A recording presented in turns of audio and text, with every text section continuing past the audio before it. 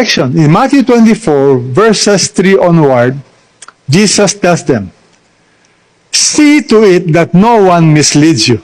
For many will come in my name, saying, I am the Christ, and will mislead many." Jesus is warning them, don't let anyone mislead you. When they say, I am the Christ. Today, many people believe that a certain person is the Messiah, is the Savior. That is dangerous because you are risking your entire future in believing something that's wrong.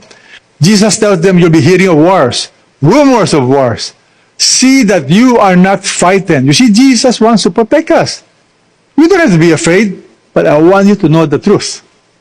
He says these things must take place, but that is not yet the end. Nation will rise against nation, kingdoms against kingdom, various places there will be famines, earthquakes, but all these things are merely the beginning of birth pangs. Now, those of you who are mothers, those of you who are fathers, you understand what is the meaning of birth pangs. My wife was a mother of 5 children. And before each child were to be born, we noticed something. Her stomach will begin to contract. It's called birth pangs. The closer the intervals, the stronger the intensity of the contraction, you know the baby is going to come soon. And that is what Jesus is saying. In short, Jesus is saying when you see these things, it is not yet the end, but the end is nearer than you think. And I began to research on those signs, wars, rumors of wars. You will be amazed. We thought that after the end of Second World War, after the establishment of the United Nations, you will have less wars. On the contrary, what Jesus is saying is so true. Today, you have more wars. Nations against nations. That word nation is ethnos.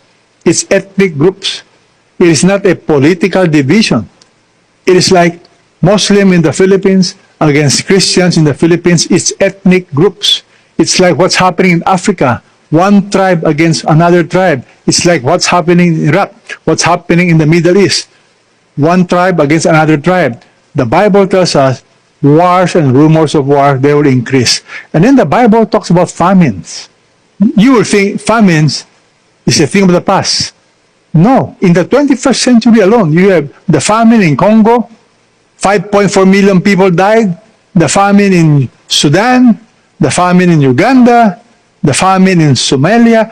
You may not realize, as of today, every day, you have 25,000 people dying from hunger.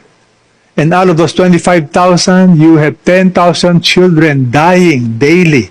If I were to compute that on an annual basis, you have 9 million people dying of hunger today, every year. And you have over 3.5 million children dying every year. We have not solved the problem of famine. What is very striking to me is earthquakes. The Bible tells us in the end time, there will be earthquakes.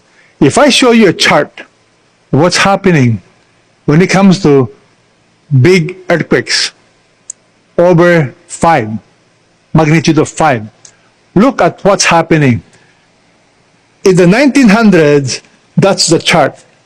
Every 10 years, you will notice from the 1900s up to 2000, the year 2000 now, look at the graph.